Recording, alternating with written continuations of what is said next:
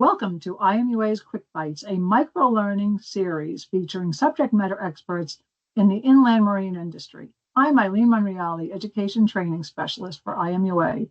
For today's topic, EV charging trends, risks, awareness, I'm honored to introduce Lauren Kipples, Inland Marine Underwriting Officer at the Hartford, as well as Chair of IMUA's Southeast Advisory Committee. Welcome, Lauren. Thank you, Eileen. Excited to talk today. And I'm going to start, as we're talking about EV charging stations, I'm going to start with the recent kind of growth boom, if you will, of EV chargers. You can see some of the stats on the screen. The number of publicly available EV chargers has doubled in 4 years, with almost 200,000 publicly available EV chargers in the US. There's a clip of about 1,000 being added every single week, and that growth is being fueled by federal legislation. You see the acronyms here, the Inflation Reduction Act and the Infrastructure Investment and Jobs Act, as well as significant private investment. So about 25% of all charging stations are located in California, and you can see they're followed by New York, Florida, Texas, and Massachusetts. And here's just a map of where you will find level 1, 2, and DC fast charging stations within the US and Canada. You can see they're pretty prevalent all over the place, obviously heavily weighted into metro urban areas, but they're getting a little bit more widespread even in non-urban areas. So when I said level 1, 2, and DC fast charge, also called DCFC, the difference being level 1 is the most basic output. You can think of it in terms of residential. Over the weekend, you plug in your car, and the next morning it will be charged. So it's a 120 volt AC supply. It's about 40 to 50 hours to charge a battery electric vehicle. So it's a fully electric vehicle versus like a hybrid. So the difficulty there is it just takes a very long time, but the advantage being you can just plug into a normal 120 volt outlet. Level 2 is a step up from there. Has to be a higher rated charging through a 240 volt supply usually. So that's what you usually see outside of maybe your office if they have a charging station. That's usually around 4 to 10 hours to charge an electric vehicle. And then there is the direct current fast charging. So that is a DC supply. Instead of alternating current, it's direct current. And that's around 400 volts to 1,000 volts. And the benefit of that is you can get a full charge somewhere between 15 minutes to an hour. So obviously that is got some advantages to it. You can come in, stop, fill up, almost like you're at a gas station. So if DCFC is the path forward, you can see it provides the convenience of a traditional gas pump. And there's about 40,000 of these ports in the US. Now that's individual dispensers. You compare that to 193,000 gas stations. Obviously, we have a very long way to go before there's going to be broad adoption. However, they're building them at a clip.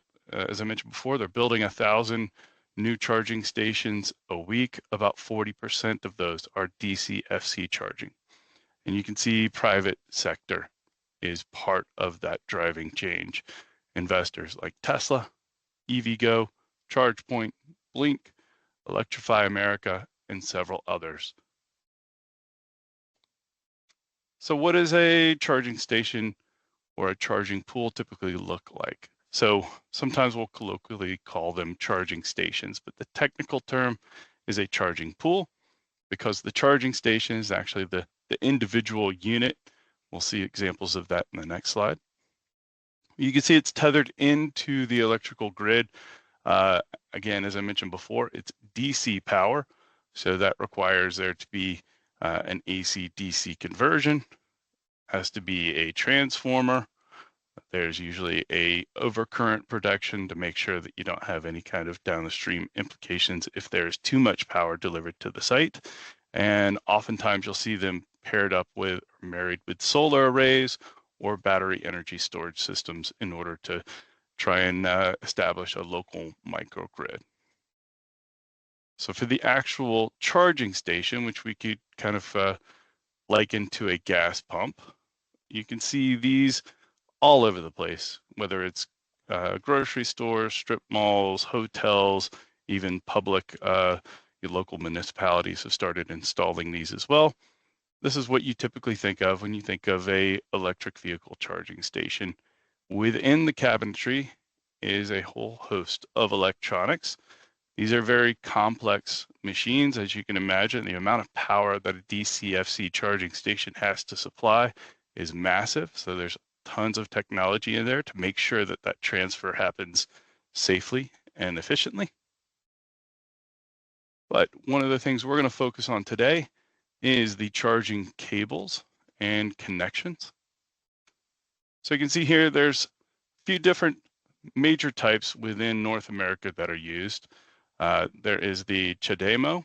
So that is typically, right now, I think really the Nissan Leaf is the only vehicle that still uses that form of connection. It's also used by some of the legacy Japanese manufacturers, but many of them have pivoted to the CCS, the combined charging system. That's another type of connector that supplies high voltage. But now many have adopted the standard that Tesla created. That's the North American Charging Standard. It's also been rebranded as SAE J3400, because I guess that rolls off the tongue. But many of your manufacturers in North America have adopted that NACS standard. So you'll look to see many of our connectors are going to use that going forward. But of most import is, in order to deliver the amount of power that a DC fast charging station delivers, they use these large cables, right? It's a massive amount of energy going through the cable, and that transfer creates tons of heat, especially within the cable. So as a result, these cables are liquid cooled. So they have significant insulation.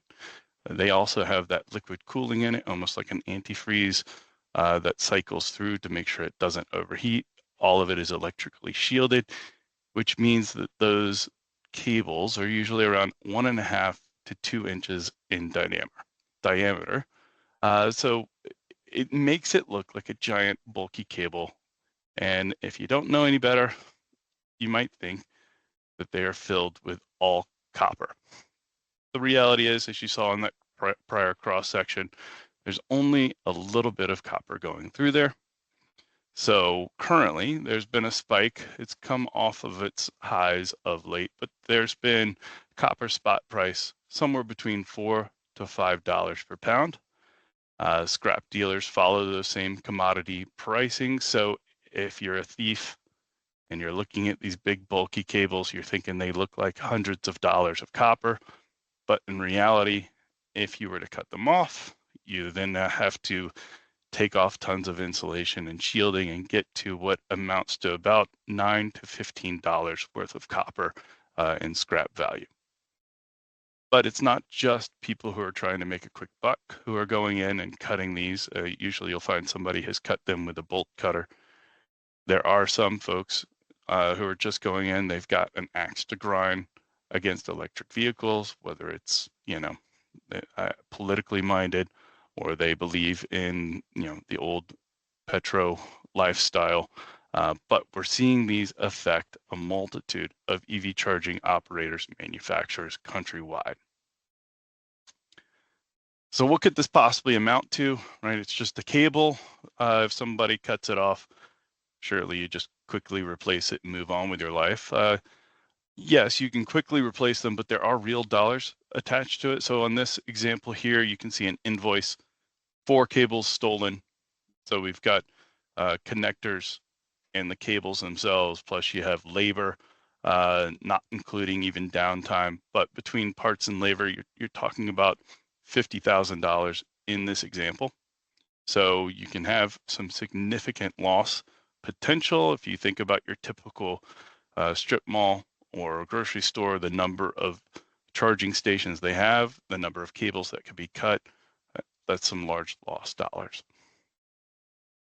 good news is the word of this theft and the theft potential, and the fact that it's not necessarily a quick get rich scheme. It's actually being publicized.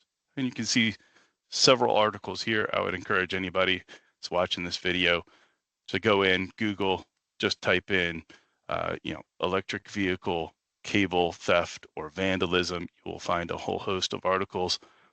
Some of this is, you try and think of where is all of this happening. It's happening countrywide. There is significant losses happening in California. You see a lot of postings in Seattle. Some of it has happened in Houston. There was a large theft in Houston where there were 19 cables, I believe, cut. But it really is happening anywhere, and it's not just in urban areas. It's also in remote areas as well. So what could be done to prevent it? The biggest thing is, where are they being placed? If it's in a dimly lit area that doesn't have much oversight, it's most likely a sitting duck for vandalism and theft. So recommendation is to place them in high traffic areas. So if you have a commercial store, place it in front in a well-lit area that's out in the open, that has security oversight, whether it's camera, or if you have on-site security, make sure that that EV charging station is part of regular rounds.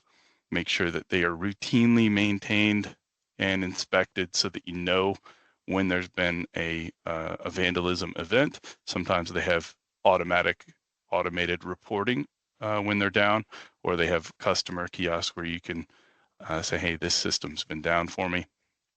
And you need to consider steel braided cables. There's also, I've seen some municipalities have invested in protective boxes that can only be unlocked by certain people or by putting your credit card in. And then there's been significant efforts to publicize this. You saw all of those articles that have been published in the past couple of months. Some of that is an effort by municipalities. Some of it is effort of the manufacturers, the actual EV tech manufacturers. And then they've also partnered with the Recycled Materials Association, which works with several scrap dealers in the US to establish best practices. So they have highlighted this along with local law enforcement, that this is a serious issue and causing significant financial impact to the US. And one other thing you can see on these photos that are on the screen, one of the visions of the path forward is to almost replicate what a gas station looks like, but it's just electric vehicle charging stations in a well-lit, out in the open, secure, maybe connected to a convenience store that has its own security. But the idea is to make these, maybe a little bit better lighting and repeatable on the safety and security side. And then, what else is being done? So one of the things, there's been a move. A lot of this up until this point has been kind of individualized component built construction. But there's been a move towards these prefabricated skids. You can see they're installed already on a concrete plinth. It makes it easier to get that prefabricated unit to the site, install, tie into the electrical grid.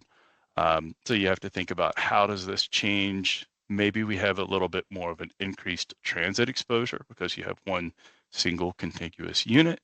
But on the installation side, it may shorten how long it takes to drop in a new system because everything's already set and for the most part ready to go.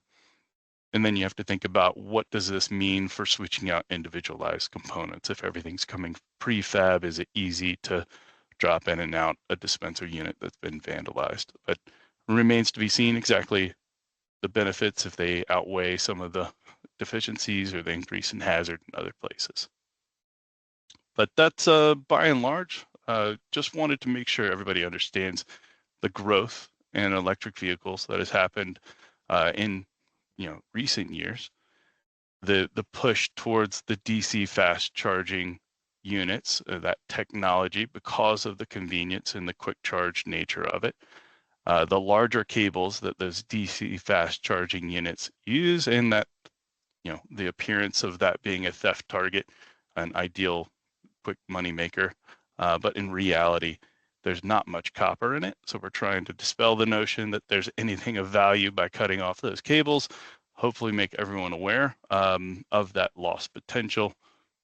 But really, just want to make sure everybody knew a little bit more about EV trends, charging stations, and some of the path forward and how these will be developed and deployed.